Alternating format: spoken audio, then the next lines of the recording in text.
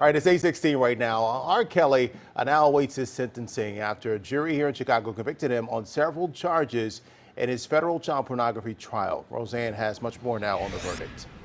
Well, R. Kelly was found guilty of child porn charges, including videotaping underage girls and enticing them into sex acts.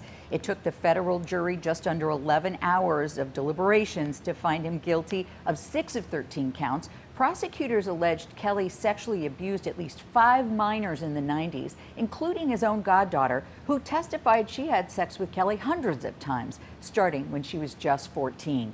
Kelly was already sentenced to 30 years in prison for sex crimes in New York and now faces an additional 10 to 90 years.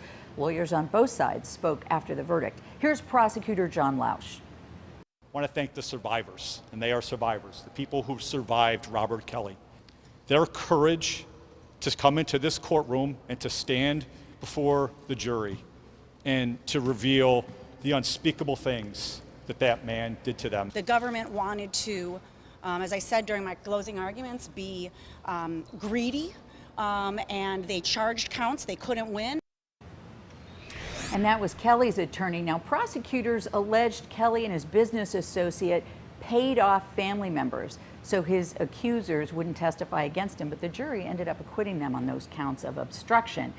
This brings some closure to a decades-long legal battle. And joining us to talk more about the verdict, our legal expert and attorney, Karen Conti. And thanks so much for joining us this morning, Karen. Good morning, Roseanne. So let's start with those obstruction charges. There was pretty compelling testimony that that state trial in 2008 was rigged, but they weren't convicted. What do you make of that?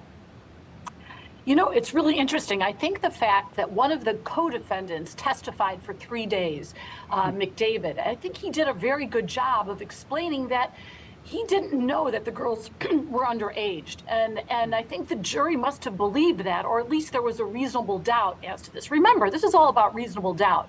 And it could be that the jury thinks it happened, but knew that there were some ifs about it. But yeah, it was kind of surprising. They bought the issue of all the child abuse. They bought the issue of the video and the girl being underage, but the issue of fixing that trial, they did not.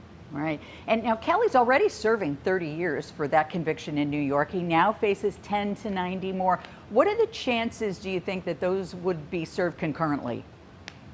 The judge has a lot of discretion here, and because these charges are all related and interrelated regarding the same victims, I think the judge is going to make the sentence concurrent.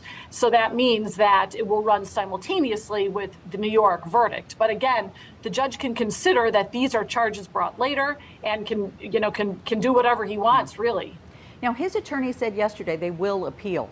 What are their chances? What basis would they have? You know, probably jury instructions as usual. The idea that certain people didn't come to trial to testify. There's going to be a whole bunch of legal issues, and you know, just every step of the way, there have been records made that the appellate issues are going to be preserved. So when you see an appeal, it usually has multiple, even in the charges, it has in the jury instructions, and it has in not allowing certain evidence in. Okay, and Kelly facing some additional misconduct trials in Minnesota and a state trial here. Could those impact that sentencing?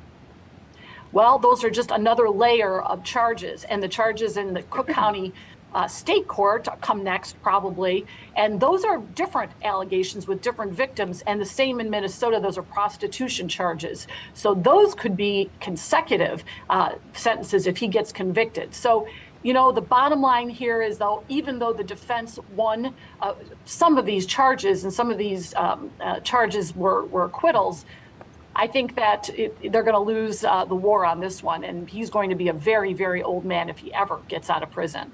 All right, Karen Conti, thank you so much for your input this morning. Always appreciate your perspective. And if you want to ask Karen any of your own legal questions, you can send us an email. Just write to fox@askkarenconti.com. Thanks again, Karen. I'll toss it over to Bri.